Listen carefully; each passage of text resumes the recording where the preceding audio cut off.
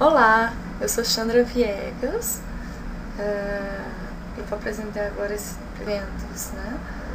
Na Conferência de Multilinguismo, Multiculturalismo Digital e nesse outro evento. Eu quero agradecer a Cláudia Vanderlei pelo convite para participar do evento e aos demais organizadores. Então, eu vou começar pelo que me foi indicado por e-mail. Então, como foi o meu contato com o multilinguismo? Eu comecei na Universidade de Brasília, tá? Na graduação em Letras PBSL, que é Português do Brasil como Segunda Língua. Então, para ensinar português para falantes de outras línguas estrangeiras, indígenas e línguas de sinais. Depois fui para o mestrado em Linguística. Eu fiz a comparação da língua cocama falada no Brasil com a língua cocama falada no Peru. E ingressei no Laboratório de Línguas e Literaturas Indígenas, né, o LALI, da UNB.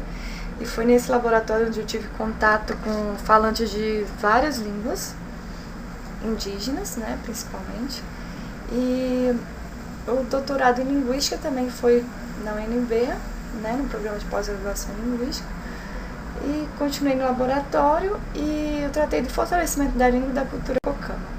Então, voltando um pouco, né, no ano de 2007, antes do mestrado, 13 representantes cocama participaram do segundo encontro internacional sobre línguas e culturas dos povos tupi, sobre línguas indígenas na Universidade de Brasília. Então, nesse encontro que foi organizado pelo LALI, né, eles apresentaram a mesa redonda Línguas Indígenas Brasileiras Fortemente Ameaçadas, o caso cocama com o tema Iniciativas dos Cocama do Brasil para reavivar sua língua e sua cultura. Então foi quando eu assisti essa apresentação que eu me senti estimulada a estudar essa língua. Foi assistindo toda a argumentação deles sobre a importância do fortalecimento da língua e tudo mais.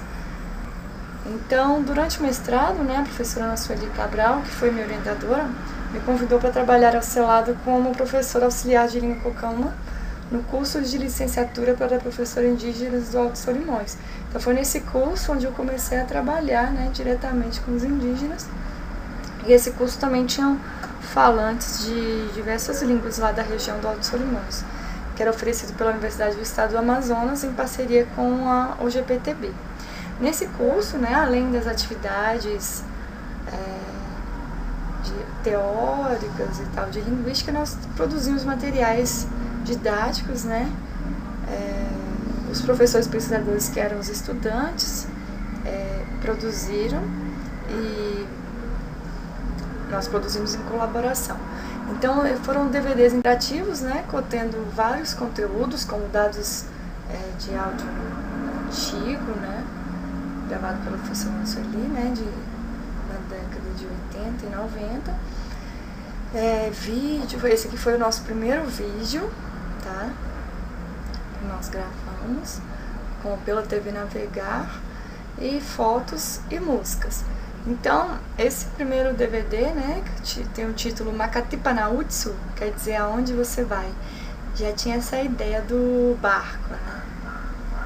Aí no segundo volume já foi o título Ritamaka Iniutsu, quer dizer vamos para a comunidade. E aqui na capa foi uma árvore da mungubeira, que é uma árvore típica da região, que foi escolhida pelo Leonel, um dos professores estudantes. Então aqui também nós tivemos áudio, mapas, vídeos, fotos, né? Aí no DVD 3 já é Cocama Kumitsa, Fala Cocama. Essa série, né, se chama Material de Apoio para Professores Cocama. E aqui nós usamos o tururi para fazer o fundo, né, que é uma fibra da região, usada para fazer quadros, roupas, entre outras coisas. Aí nesse DVD nós saímos, né, da sala de aula e fomos. No 2 também a gente já tinha ido para outra comunidade, mas nesse a gente gravou mais mitos, né, histórias, com baseado em livros que a gente tinha do Peru, né?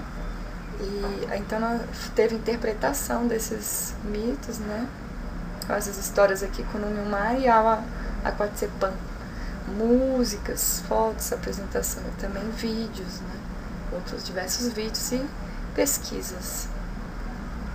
Essas pesquisas aqui do Leonel e José Maria foram feitas diretamente com falantes da língua. Então eles viajaram, né, para procurar os falantes nas comunidades.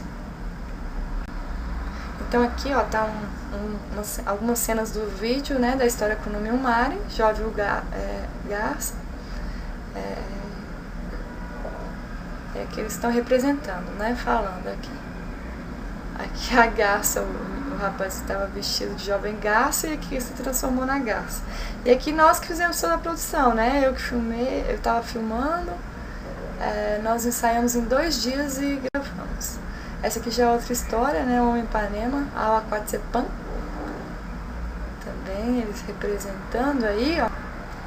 Aqui já foram as gravações com os falantes da língua cocama, né, que os estudantes fizeram essas gravações durante as etapas intermediárias do curso, porque o curso era intensivo, né, ele acontecia durante alguns dias do ano.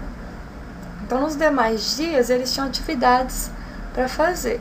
Então, essas atividades, ó, eles iam para outras comunidades e gravavam com esses falantes, ó, senhores, senhoras.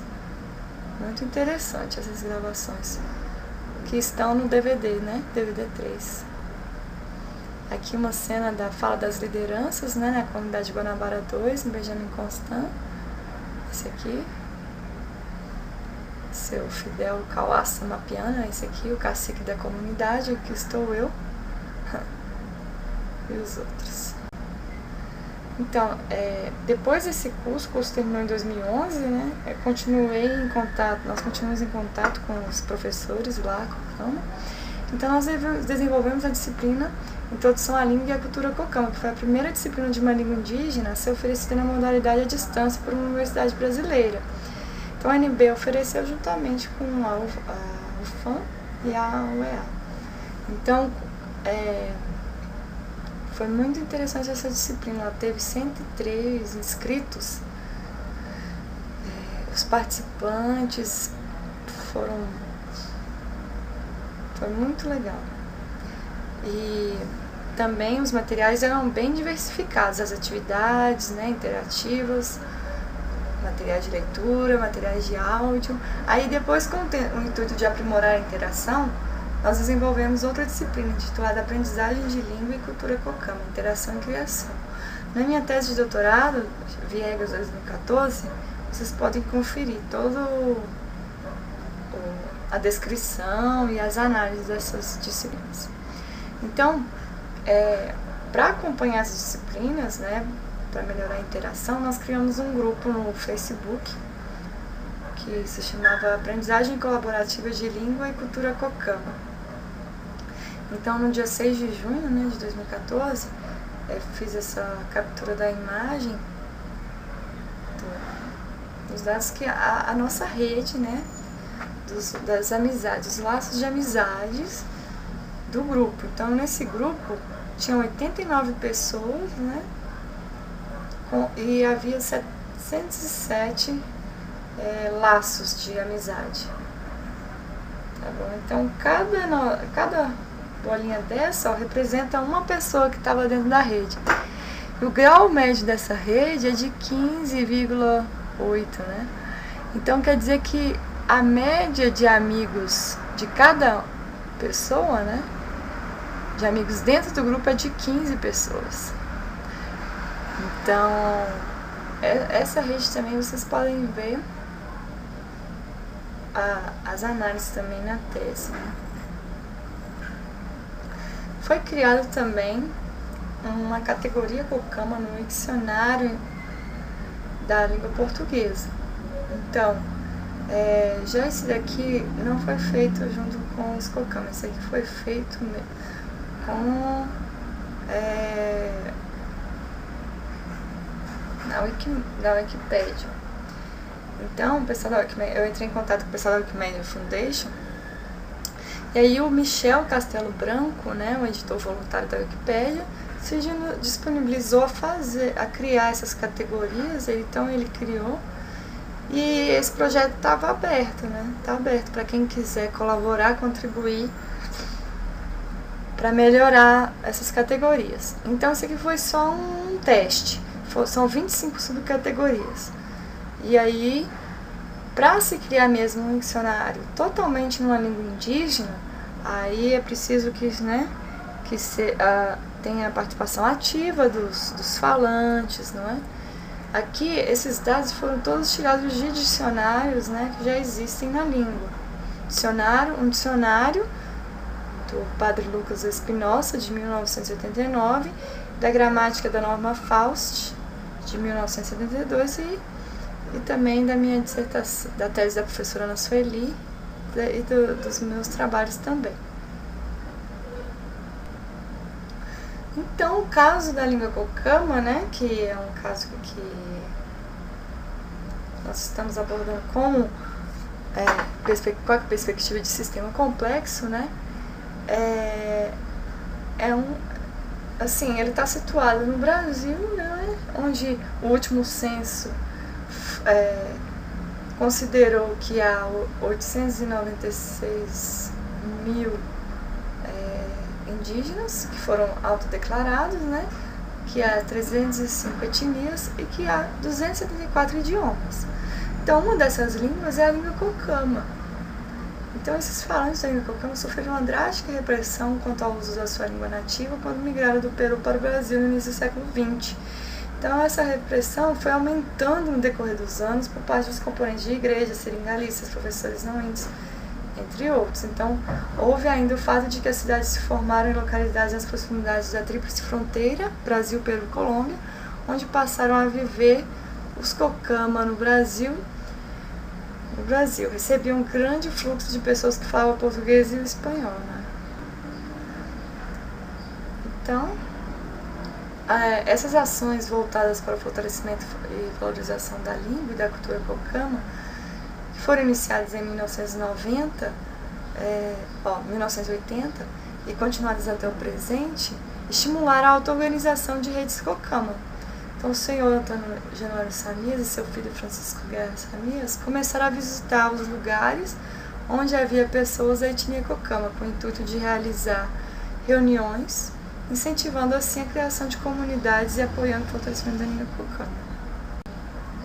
Então, a emergência da identidade coletiva cocama e a resistência identitária relacionam-se aqui à língua de resistência, a língua cocama, a qual também pode ser considerada uma língua emergente, aquela que estava silenciada, que passou por um período de resistência perante os fatos repressores externos, os quais causaram autolimitação que a impedia de vir à superfície da consciência e da memória, que se encontra ainda em situação de obsolescência, mas com status de língua em processo de fortalecimento, com vias de afloramento da memória, com conhecimentos em fluxo, de uso e aprendizagem.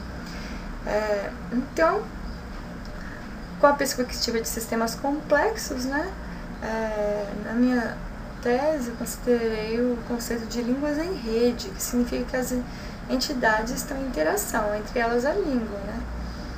Então aqui foram levantadas, né, as entidades que fazem parte do fortalecimento da língua e da cultura cocama, importantes para a política e planejamento linguístico.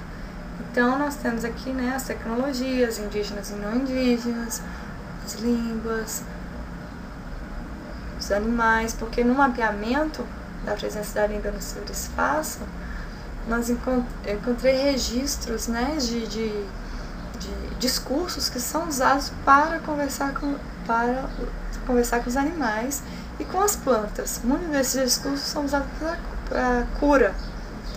Então, para encontrar na tese, vocês podem ver também esses dados, tá? Eles estão no Rios de Saber, uma amostra interativa do Peru, da Forma BIAP, uma organização de lá.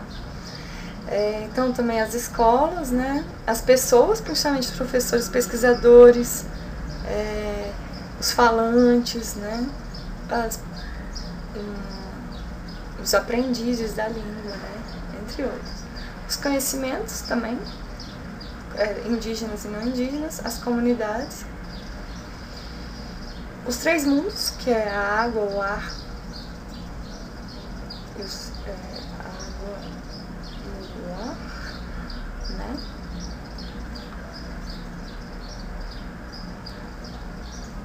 a cultura material e imaterial. E água, o ar e a terra. Então, vamos lá. Então, a rede da língua Cocama na internet. Bem, então, com o mapeamento da língua Cocama na internet, nós fizemos depois no mapeamento da presença dos Cocama, né, e da língua. E depois foi feita então a filtragem com a presença da língua Cocama na internet e a sua organização em tabelas, né, em forma de matriz. Então, aí desenvolvi um método de rede composta relacional Zoom para registrar e gerar visualizações da rede. Uma rede da língua Cocama na internet foi registrada por Viegas, né, utilizando o programa GEF para, assim, apresentar uma visualização do protagonismo dos Cocama na internet, no que se refere ao fortalecimento da sua língua. Essa rede foi criada principalmente pelos Cocama em contexto. Os parâmetros usados na organização dos dados obtidos na filtragem foram os seguintes: ocorrência, modalidade, data, meio, plataforma e região geográfica. Então aqui está a visualização da rede, tá? Com os parâmetros. Então aqui, ó, você pode ver os clusters, né? A escrita, Peru, então no Peru tem bastante material aqui, ó. Forma BIAP que eu saber, que eu tinha falado, né? Aquela mostra interativa. Aqui a língua oral, vídeo, Brasil, Colômbia. Então aqui estão todos esses dados, também estão disponíveis na tese. E para esse trabalho eu vou ainda incluir dados novos, né? Para ficar registrado. Agora, aqui já é com os rótulos ajustados para poder ler melhor os dados, né? Agora, é interessante lembrar que essas redes são dinâmicas, né? Essa rede é dinâmica.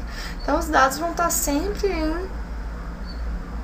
vão estar mudando os dados, tá?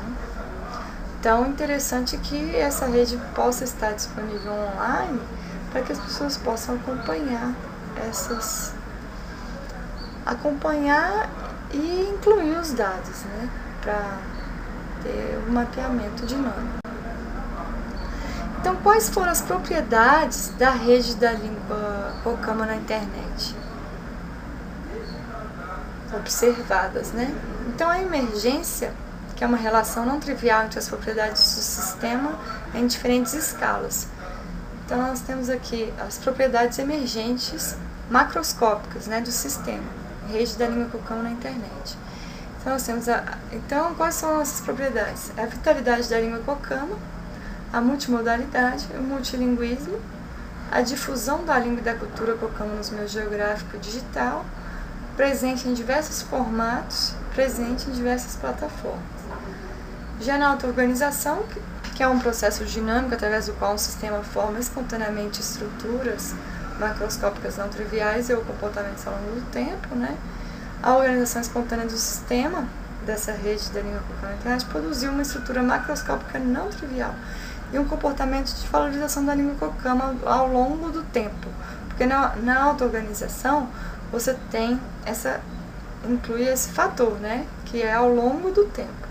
Então você tem aí de 1980 a 2015 a auto-organização dos agentes produziu um comportamento de consciência e da valorização da língua ancestral Cocama. E de 2008 a 2015, 2008 foi o primeiro registro que eu achei, né? Pode ter tido outro anterior, mas dentro desses dados foi quando teve a primeira inclusão de material, né? Que foi lá no projeto do Forma BIAP. Então, a auto-organização dos agentes formou a rede Cocama na internet. O meio de comunicação que continua sendo bastante vivenciado atualmente por lideranças e professores pesquisadores Cocama, né, para o fortalecimento da língua e da cultura, inclusive para encontrar os falantes da língua Cocama, pode ser representado pelo barco viajando pelas redes hidrográficas do rio Solimões. Aqui o barquinho. Então, para uma política de planejamento linguístico como sistema complexo, o que nós podemos observar, não é?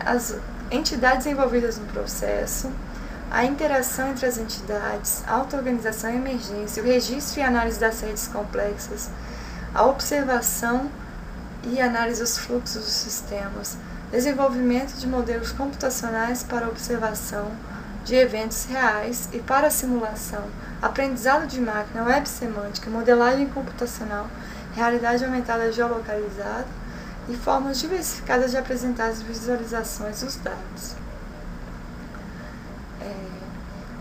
E aqui, esse modelo aqui é de Calvert, de 2007, tá? Essa parte aqui para cima. Então, Calvert considera que que você tem uma situação inicial, S1, que depois de analisada é considerada como não satisfatória. E a situação que se deseja alcançar é S2. Né? Então, a definição das diferenças entre S1 e S2 constitui o campo da intervenção da política linguística. Enquanto que o problema de como passar de S1 para S2 faz parte do domínio do planejamento linguístico. Então, eu acrescentei aqui, nesse como passar, né, de uma situação para outra, a importância de se observar a formação das redes complexas nesse processo. Tá? Então, aí a perspectiva, né, do PPL como sistema complexo. Então, a modelagem da presença de línguas, eu proponho aqui, né, o método de mapeamento da presença de língua e cultura no ciberespaço, mais o método de mapeamento da presença de língua e cultura nas comunidades geograficamente localizadas, mais o método de análise de atitude e comportamento linguístico, e fazendo a filtragem da presença de línguas e culturas em dados dinâmicos por múltiplos indicadores. O fluxo de barco significa, então, né, essa expressão fluxo de barco significa nesse contexto o quê? Significa que ir ao encontro dos falantes da língua cama em comunidades próximas e distantes, que demora horas ou até dias de viagem de barco, sair da sala de aula para trocar conhecimentos nas comunidades e praticar atividades interativas e esse último aqui, né, compartilhar conhecimentos e expressões além das fronteiras e distâncias, apoio entre povos. Então, esse apoio ele aconteceu, foi entre o Cucama, falantes de Cucama e de galego. Foi um apoio espontâneo, né, que ocorreu no meio digital, tanto para apoiar o meio ambiente como a linguística, né, como o fortalecimento da língua. Porque os Cucama do Peru, eles têm alguns vídeos que eles fazem uma denúncia sobre o derramamento de petróleo nos rios. Então, tem outros vídeos que eles falam sobre isso. Então, por isso que aqui no galego também eles falaram sobre a questão do meio ambiente. E aqui nos dois vídeos, que eu achei muito interessante, que eles finalizam com um barco. Então aqui os Cucama do Peru estão aqui num barco, né, cantando, e aqui os falantes de galego colocam barquinhos de papel na água. Então, muito interessante. E aqui também os falantes de galego falam da importância do fortalecimento do galego também. Então, no final do trabalho, eu indico os links, né, para vocês assistirem aos vídeos. Eu vou deixar também na descrição do vídeo, dessa apresentação, para vocês poderem assistir, que são muito lindos os vídeos, vale muito a pena assistir. Esse gráfico, ele mostra uma compilação, né, uma sistematização da política linguística no Brasil. Foi baseado em Calvert, que ele considera o nível de intervenção, né, que pode ser que é o jurídico e o geográfico, o modo de intervenção, que é incitativo ou imperativo, e o conteúdo da intervenção, que vai formas da língua, uso das línguas e defesa das línguas. E aí eu incluí aqui também as línguas, né, que estão abarcadas por esses artigos, essas leis e decretos e etc. Então aqui eu gostei bastante desse tipo de visualização para esse tema, tá? Ó, aqui, por exemplo, você já vê, essa aqui é a lei municipal, aquela lei municipal, tá? Do Iengatu, Itucano. Então aqui, na minha tese tem um quadro, tá? Desses dados que vocês podem consultar com todas as informações e também descrevendo, né? Cada um dessas ocorrências, desses artigos. Mas aqui você tem uma noção. Aqui ainda pode entrar mais dados do português, os de acordo ortográfico, né? Pode entrar aqui formas da língua. Mas aqui, esse gráfico ele já está abarcando muitos os dados, tá? Muitos mesmo. Pode entrar ainda mais um pouco de dados internacionais, tá? Mas aqui, eu gostei muito desse gráfico. Ó, línguas indígenas, tá aqui, né? A Libras, né? Que é a oficialização da Libras.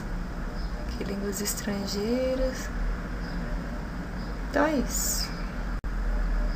Então, na minha perspectiva, o que seria um grande desafio no campo do multilinguismo e do multiculturalismo? Seria justamente trabalhar de maneira multidisciplinar, intercultural, multilingüe e colaborativa. O próximo passo, agora da minha pesquisa, é o meu projeto de pós-doutorado, tá? Que está previsto para começar em 2016.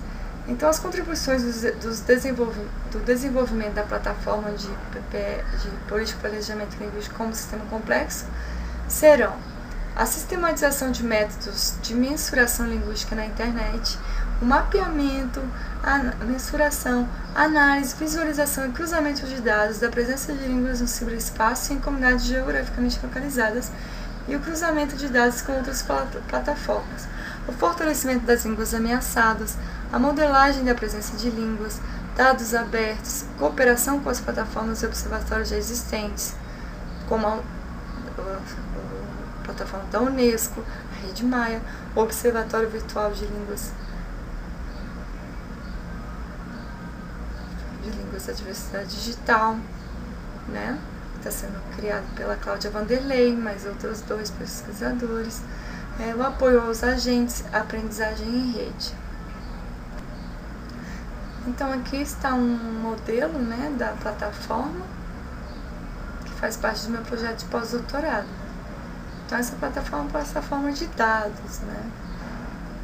Então aqui a pessoa se inscreve e ela vai inserindo os dados. Ou pode ser também inserção automática, né? Automatizada. Aqui você vê um exemplo, né, de filtragem e tal, e aqui tem as opções de visualização. Mais outro tipo de filtragem. Tá? Aqui eu vou escolher o mapa geográfico. Aqui são os 2 vídeos, né, complementares da apresentação que vocês puderem assistir. E aqui as referências. Então é isso. Muito obrigada.